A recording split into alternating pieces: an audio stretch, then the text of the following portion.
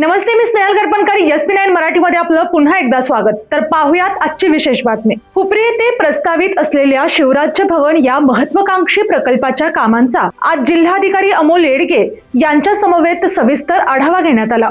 प्रकल्पाची सद्यस्थिती, प्रशासकीय प्रक्रिया आणि निधीविषयक बाबींचा आढावा घेत काम तातडीने पूर्णत्वास नेण्यासाठी आवश्यक त्या सर्व उपाययोजना त्वरित राबाव्यात अशा स्पष्ट सूचना यावेळी देण्यात आल्या. तर पाहुयात आजची सविस्तर बातमी.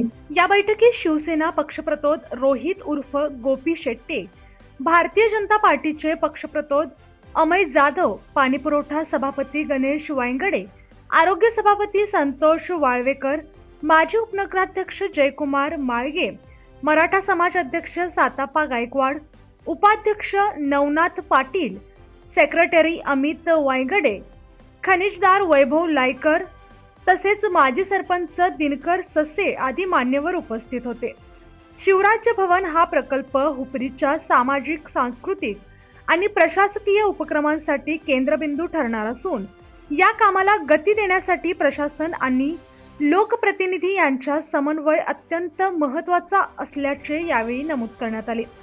हुपरीच्या सर्वांगीण विकासासाठी प्रशासन आणि लोकप्रतिनिधी यांच्या एकत्रित प्रयत्नातून विकास कामे वेगाने पूर्ण करण्याचा निर्धार यावेळी व्यक्त करण्यात आला. या आणि अशाच बातम्यांसाठी पाहत रहा SP9 Marathi. Your time, your news. धन्यवाद.